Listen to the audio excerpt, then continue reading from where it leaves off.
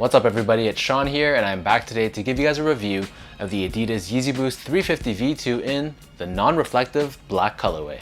This pair dropped on June 7th alongside a reflective pair which was much more limited, and these retailed for a price of $220 US or $300 here in Canada. For the past little while, we've seen that the Yeezy hype has sort of been dying down, but then with this pair, it feels like the hype has risen once again. So I entered a bunch of raffles throughout the city and online, and I only was able to hit one pair at Champs at the Eaton Center. Meanwhile, for stores that did first come first serve, there was people that lined up for a long time just to get their hands on this pair. I gotta say though, this colorway is absolutely beautiful, and it really reminds me of the Pirate Black 350 V1s. So jumping straight into the shoe, as with all Yeezy Boost 350s, the upper is constructed using prime knit. Despite the color code simply having black in its name, if you take a real close look, you'll see that this is a combination of both black and like a dark gray. Running down from the center of the shoe from the tip of the toe box to the top of the tongue, we have the signature thick stitching that's found on all your 350 V2 models.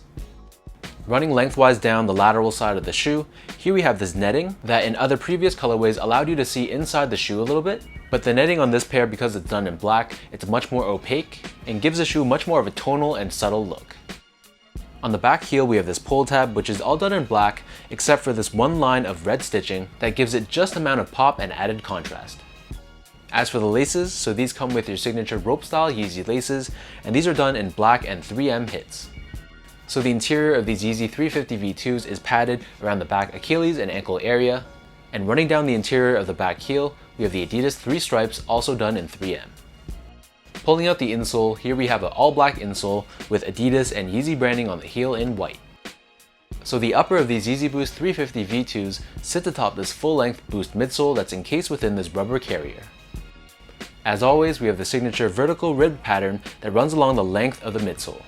And then flipping these over to the bottom, here we have your standard 350 V2 outsole. So basically this is entirely done in black rubber, however we have these cutouts along the forefoot that exposes the Boost midsole, along with this larger triangular cutout on the bottom heel, and this is finished off with the word Boost found on the very bottom.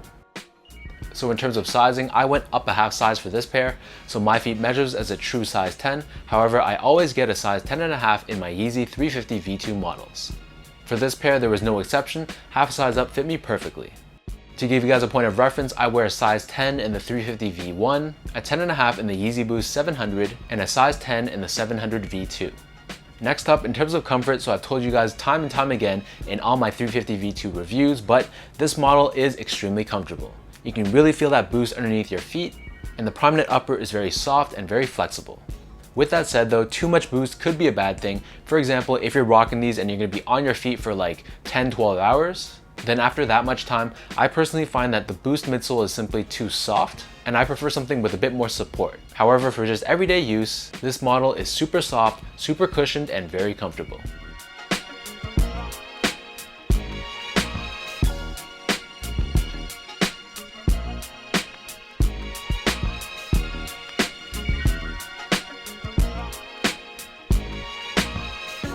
So with all that said, now let me try these on and I'll show you guys how these look on feet.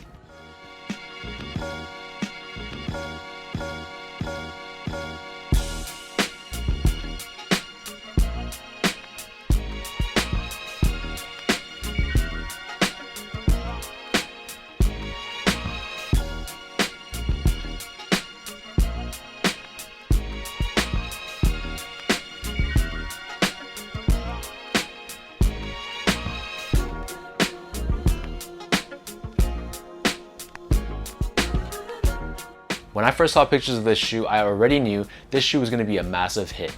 You really can't go wrong with a predominantly black Yeezy, and I really like how this reminded me of the Pirate Black V1s. I gotta say, this is definitely one of my favorite Yeezys to drop in a long time. Despite being not as limited as the reflective pair, I actually did prefer this one a lot more.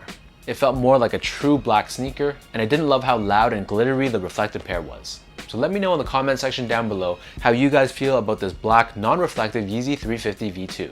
If you guys like this video, be sure to like, comment, and subscribe. Give me a follow on my Instagram at esco8, check out my Twitter at sean.go, and visit my website at seango.ca. So until next time, thank you guys so much for tuning in. Hopefully you guys enjoyed this video, and I'll catch you guys in the next one.